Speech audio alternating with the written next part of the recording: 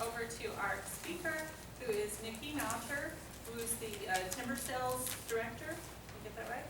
For Lincoln National Forest, and he's going to share a lot of information about the history of logging in this area. So I'll turn it over to Mr. Mauter. Thanks,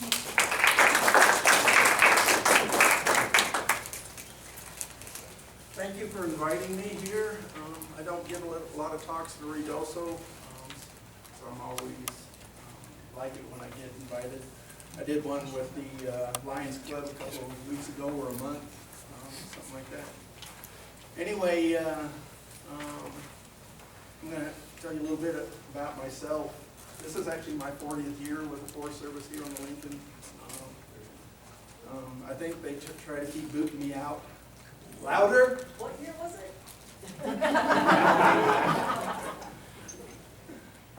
Long time. And one thing I did want to mention is the history of logging on this forest is about 100 years, a little over 100 years old. So any of you here that are like me and have lived here for more than 50 years, you've seen half of it. That's kind of amazing when you sit and listen to it. The beginnings were a lot more dramatic than they are now, but nonetheless, there's been a lot going on and a lot of changes, and it'll continue being that way. So, I always love this picture on this first slide. And one thing I do want to point out is Mary said the history of the area, and I'm really just talking about the Lincoln National Forest. I'm not going to give a lot of history about mescaleros logging because I don't know a lot of it, but there are several guys here that can probably help you out when this is concluded. But the railroad really brought logging to the Lincoln in the late 1980s. And this picture right here is kind of a famous one. This is the S trestle. It was like a one of a kind even for the nation at the time. This is right before Cloudcroft. The hill just behind the smokestack there. If you took that picture today, and I've done that, and I should have stuck it on one of these slides, but there's so many trees on there, and they're all probably 80 feet high. You can't even see the hill behind it if you saw that picture today. Anyway, again, just to show how things change over time. Because the logging was, at that time, wasn't very regulated. You know, it was basically high grading. They took a lot of big trees and didn't really care much for the rest.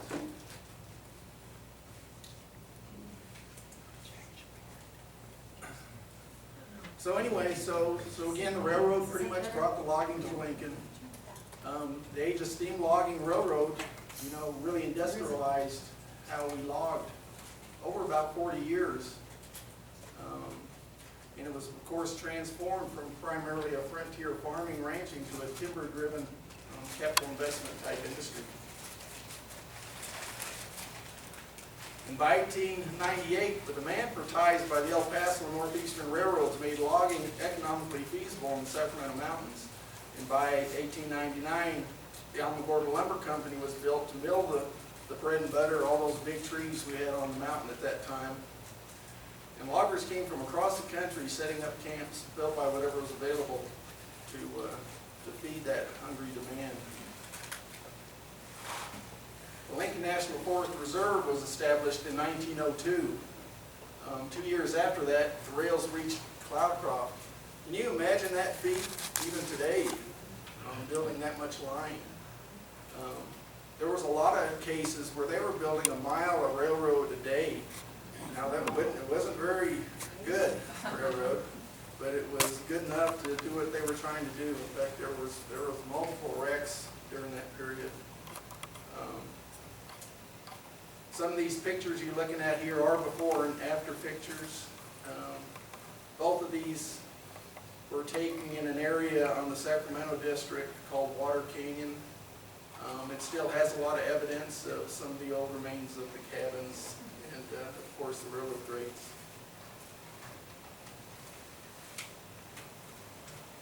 At the time, rail was, of course, the most efficient way to move logs. There weren't these nice diesel trucks that you could throw a bunch of logs on and haul them down a paved road. So you could pretty efficiently fill up one of these railroad cars and take them off the mountain. And that's kind of another amazing feat when you think about the kind of weight that was pushing these trains off the mountain. And they also had some wrecks, but they took a lot of risks. Railroad construction required vast amounts of timber for trestles, cross ties, buildings, culverts, water tanks, on and on. And that's what all this wood went to. It was all for railroad ties. And if you think about today's economy, and you look at the kind of trees they were cutting for railroad ties, you'd think it was a crying shame, because a lot of those trees were #1 grade material for molding. You know, there was a after the railroad was done, and you look back at the kind of timber they were cutting, they could have been used for something a lot nicer than what they were used for. Mining companies also required a large amount of timber for supports and buildings and so forth, and that probably had to do more with the area here in Lincoln County than in Otero County.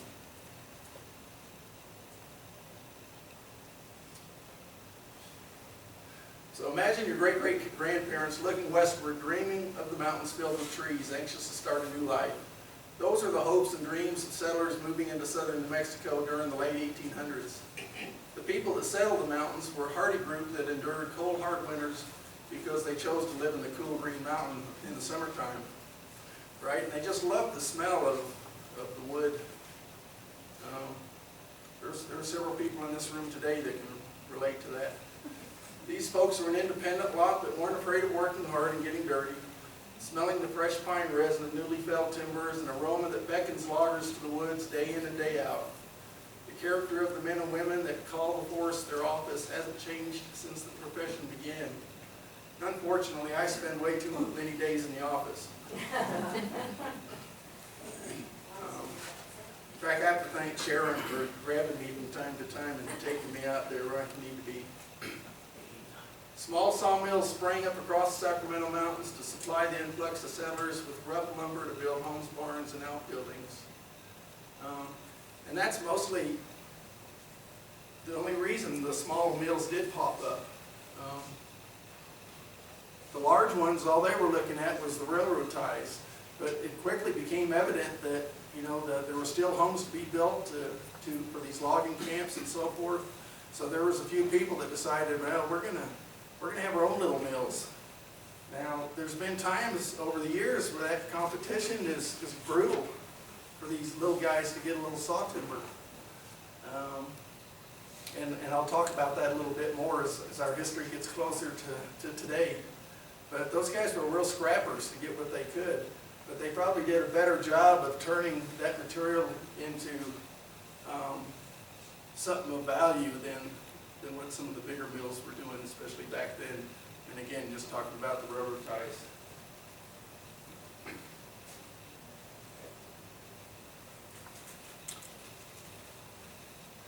And then this is around here, around Nogal Peak. And this is, of course, Parsons Mine. And another good example of, you know, they needed a lot of wood to support these kind of structures. So lumber companies like the Sacramento Mountain Lumber Company, Southwest Lumber Company, Cloudcroft Lumber and Land Company, and the Breese Lumber Company, these guys all became pretty big, and they changed ownership over time due to legal issues, declining prosperity, fires, and competition. Not unlike today. Same kind of thing just keeps going over and over again.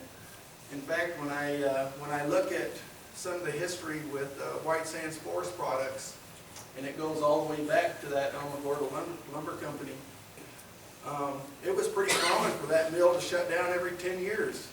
And sometimes they'd shut down for 5, 7 years until, you know, the economy changed or they found a different market.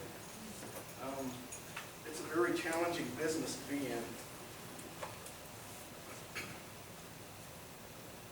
Logging has always been driven by supply and demand and has been resilient through time to changing politics, market swings, technology, and the ever-rising cost of staying in business. And of course, you know, these are all big things. And being with the Forest Service, it's a government. What is it? It's a government organization. Anyway, sometimes I go blank, it's my age, even though, oh, and I won't say it, I'm sorry, Bill. But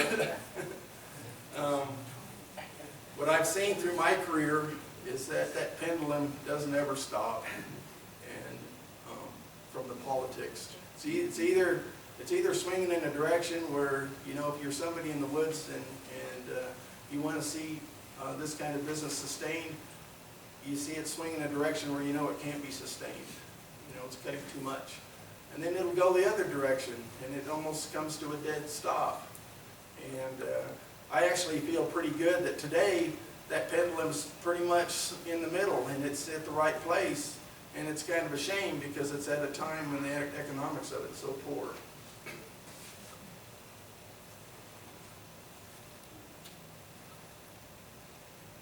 Small sawmills started operating within the forest and took advantage of the need to supply lumber to the growing mountain communities and logging camps. And that's even true today. Some of the smaller mills that are still in business, you know, if you want to go buy some rough cut lumber to build a barn or a shed or something, you can still do that. It's getting harder. Some of the mills that were in business for quite a few years, some of their operators are getting older, and their sons aren't wanting to take over the business because it looks too much like work. In fact, this picture is of Chipaway Lumber Company. It went out of business a couple of years ago. It had nothing to do with timber under contract. It was just that his health got so poor. He had to get out, and unfortunately, he has like 5 sons, and boy, none of them wanted to have anything to do with the timber industry. In fact, they just got through having a sale, and they sold this mill. In time, the demand for railroad ties declined, and the demand for studs and dimensional lumber, which is boards of different sizes, increased. The Pressridge Lumber Company dominated the local industry from 41 till 1960. By 60, most of the quality timber was harvested, and companies accustomed to milling high-grade timber got out of the business. And that was a really interesting period because most of the mills were set up to cut big logs. And that's all they really wanted to cut was big logs. You know, you can haul just a few big logs on a log truck pretty economically to a mill and just cut up, you can spend all day cutting up one big log into hundreds of boards. So there wasn't a lot of cost in the wood coming out of the woods to get into the mill, whereas in today's world, you can put 50 trees on a log truck. They're a lot smaller. It takes a lot longer to get that many trees out of the woods, get them loaded, get them unloaded, feed them through a sawmill, right? So it was interesting because and I'll probably push that to, of course, Prestridge went out in 60, but by 70, most of the loggers that were in the business during that period, there weren't any more of those 40, 50-inch Doug fir.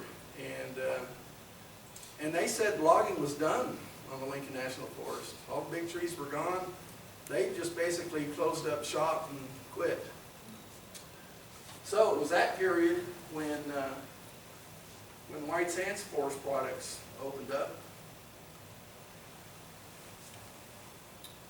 And they had to start retooling to use smaller trees, which takes a lot more saws.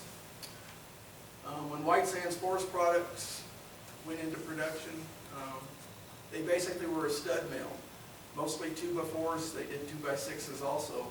But one reason for that was because the trees were a lot smaller, and there was a big demand for studs in this country. The housing industry was really strong.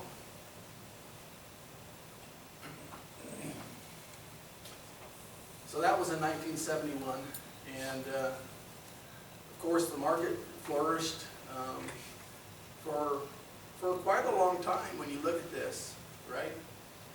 In fact, during the 80s on this forest was one of those pendulum swings that was really pushing a lot of logs. Today we cut about 5,000 to 6,000 board feet, or 5 to 6 million board feet a year. Okay, compared to the 80s when we were cutting 20, even sometimes up to 25 million board feet a year. Okay, just to give you an idea how it's changed. I don't think that 2025 was sustainable. This is a small forest. Trees don't grow very fast. The 6 million seems to be working fairly well. We could probably bump it up a little bit, but the markets and some of the products has really changed too. So a lot of things are different today. So anyway, so in 2004, the bottom really dropped out of the stud market, and White Sands Forest Products closed its doors. It was nearly a year later that Mescalero Forest Products purchased the old White Sands mill, and they did that because they were a dimensional lumber company, and so they were still milling a lot of larger trees into bigger boards, 2-pitch wells, that kind of thing. But they had a need to mill smaller boards too. So this was a nice fit for them. They took on White Sands because it was a stud mill, and now they had a place where they could take their small trees and process them also.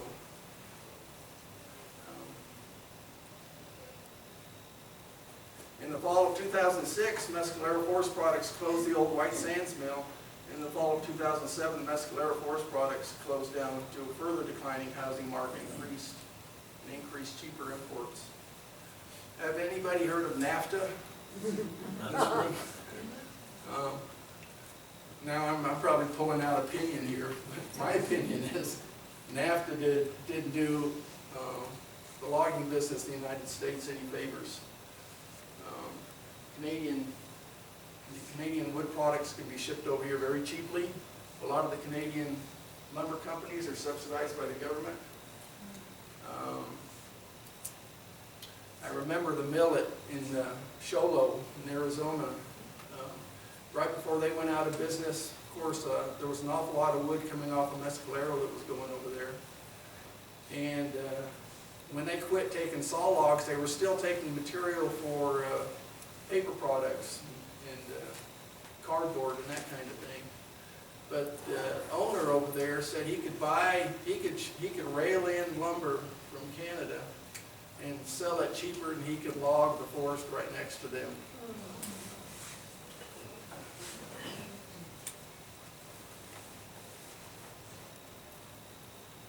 The sawmills operating today are mostly small family-operated businesses supplying a variety of products to the local economy. Some of the products being produced include special orders for new housing designs, lumber for the oil fields. That's a strong one right now. That's what most of the guys are trying to get into. Telephone poles and poles for landscaping, pallets and crates, new wood composites for signs, chips for particle board, chips for animal bedding, firewood, and a variety of artistic stuff. So when you look at that long list of things, dimensional lumber, big boards, anything above a 2x4, basically, is where most of these mills made their money, you know. And when they quit being able to make a profit on that, they started looking at, well, what else can we do with that wood product? The big one for this area right now is the pallet industry. It's big all over the Southwest, especially along the border towns with Mexico. There's a plant that we supply wood to in Canutillo, Texas, right now. They take anywhere from 2 to 6 log truck loads a day from either this forest or a combination of this forest and the Gila National Forest. And it goes into pallets. The one thing to remember is a pallet is a pretty low value product. I don't even know what a pallet costs anymore, $6, $8, something like that. But when you think about what it takes to remove a log from the Lincoln National Forest, haul it across the desert to El Paso with diesel costing $3.80 a gallon. Process it, they have to process it and make the boards to make the pallets. This company makes 1,000 pallets a day, and 500 of those a day are from green wood coming off the forest. The other 500 are refurbished. They also bring in old pallets Man, they got guys back there pulling nails, throwing old boards out, sticking a new one on there, and putting it back out for sale. It's a pretty impressive industry. But again, the profit margin's probably really, really small. So if they're not moving 1,000 a day, they're not making any money. And that's where the industry is today. You know, there's a lot of people in the wood shaving business in the area, which is great. I mean, we want to we encourage everybody to do what they can do, but they're not making a lot of money at it. There was a gentleman from East Texas that tried to start a pellet plant in Tularosa. He put a lot of money into it, and he was used to logging in East Texas. He was used to logging ground that didn't have anything over about a 4% grade. And he came here where we log up to 40%. And he worked at this for about 5 years, I would say, to try to come up with an economic way to make pellets. And he really didn't want to compete with anybody. He wanted to buy material from the loggers that were already in business here. And so he came in and he said, okay, I'll give you $17 a ton to deliver this material to my plant. And everybody just laughed at him. They said, we can't do it for less than $32 a ton. So that's how far off they were. And he could never make that work. It costs a lot of money on this forest to get the trees off the hill, do a deck, process those trees where there's no branches on them, get them loaded on a truck, and get them shipped somewhere. And people lose sight of that those costs don't go away just because you bring in a new idea or a new fancy plant. In fact, right now, for this forest, we kind of move around the landscape with our commercial timber sales. And we're in an area right now on the southeast part of the district on the Sacramentos. And it's added about another hour of haul time for these guys. And most of them don't know that they can make it with that extra hour of haul time. So that's, you know, that's how critical it is as far as they're making it or not making it. Go on here. So anyway, and I did just throw some pictures in here of how it used to be done, how it is today. Now that today picture is still a pretty old piece of equipment that requires a lot of maintenance, but you know, they make it work. So, and this is a picture of an operation here on the Mescalero Indian Reservation, and they've used this piece of equipment on us too. They've done some work along Grindstone Mesa and just outside of Cloudcroft. It's really nice for cleaning up areas where aesthetics is a problem, and for doing these nice thinning jobs, you know, for reduced fire risk. These are used on slopes over 40%. You're wondering why you have to do it like this. And so, this is how you log steep ground. Don't you watch X-Men? Yay! I love that show. Those guys are crazy. I remember watching that the first time, just going, oh, that would never happen on federal land.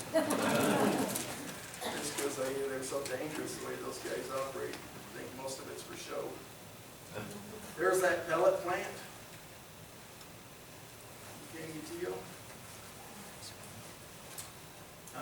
This is another way we do commercial sales is with firewood. And this is just a fancy piece of equipment that most people can't afford. That thing's probably around $500,000 or more. But it's a nice chipper. And we have had people come in and want to start cogen operations in Tularosa Basin.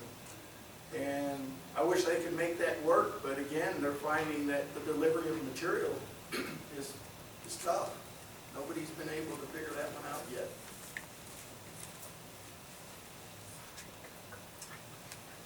Some of my references, and of course for the last 40 years, it's whatever memories remaining. One thing I wanted to add about that photo is that's of a little logging town that was set up on the south end of the Sacramento. It's called Marcia. And it was a place where they were logging all around that area. And they'd bring logs to a central place, which was this little town. And then they would make a longer train, and then they would pull it out from there to go downtown Gordo. This town of Marcia, and I just learned this a few months ago, but some of the buildings on this site are actually loaded up and taken to another site called Wills Canyon, where they basically reset the town up again. People were pretty innovative. Oh, yeah, one of my favorite pictures. Anybody have any idea what happened here? This happened about a year ago, in fact. Let's see, it's hard to see. It's easier to see on mine. There's actually, as soon as they load up a log truck, the first thing they do is they throw cables over the load and they tie them down. They put 3 straps on the load. One of those straps is hanging on the power line. It pretty much did a number on this truck. So I know one thing that you guys are probably interested in is what's actually happening with the commercial logging business here in the Ruidoso area. We manage the whole forest, and we kind of bring it all in. There's 3 ranger districts, and we look at all of them to see what's available and how we want to restore the landscapes, especially with the drought we're in, and making them more resilient to fire. This district is a hard one because, first of all, you have a mountain that's mostly 80–100% slope. A lot of that's wilderness area, so that's out. And one thing people don't look at when they're looking at lots of trees is they're not looking at the access and the topography, home ownership, that kind of thing. Ruidoso is challenging. So you get off the wilderness area, which we don't log in, and you look at what's left. There's a lot of private land in this area. Not everybody wants to grant this access, especially the log trucks and that kind of noise. But then you still have to deal with what's there and what's economically viable to do. We have a sale that we're setting up this year. We have done some logging around this area. It's really low elevation, so it doesn't grow really nice trees. But the mesa, Grindstone Mesa, is a beautiful area to treat. We're working on it right now with thinning some of the smaller trees, and then we hope to have a commercial timber sale before the end of summer this next year. We have one small sale that we put together from the Little Bear Salvage, and that's another challenging one. What was that fire? 45,000 acres. We've been carving around, going different places. We've sold a little batch of timber here, a little batch there, just along some of the roadways. And we have one sale of about 160 acres near the Loma Grande Ranch that we hope to sell first week of January. And there isn't much more of that. The other products that come off this district, though, are commercial fuel wood. And this is our best district for commercial fuel wood. So we do sell quite a bit of firewood, but it's mostly pinyon juniper. There's not a lot of local people here that like to burn ponderosa pine. And that's funny how that changes wherever you're at, even in New Mexico. On the Sacramento district, I can't get anybody to burn pinyon. And if you were in northern New Mexico, that's all they burn. You couldn't hardly get them to burn juniper. So geographic area has a big part in what you can do and where. But we do sell quite a few commercial pinyon juniper contracts on this district. Does anybody have any questions? Yes, sir. I just kind of wonder, what's going to happen to all the burnt trees sticking up out there? Yeah, big challenge. So most of them are going to fall over. Most of them are going to rot and fall over. That's already happening. That just adds more fuel. You know, it doesn't. It depends on what period that is. You know, the real risk after a fire for a reburn is usually within the first couple of years, because you still have a lot of fine fuels. You have a lot of pine needles that have turned red, okay? That's the igniter. That's what's gonna start another fire. As time goes on, those fall off, they disappear. Yeah, the trees are gonna start falling over, and in places there are gonna be some pretty heavy concentrations that you could get a reburn in. The chance of that happening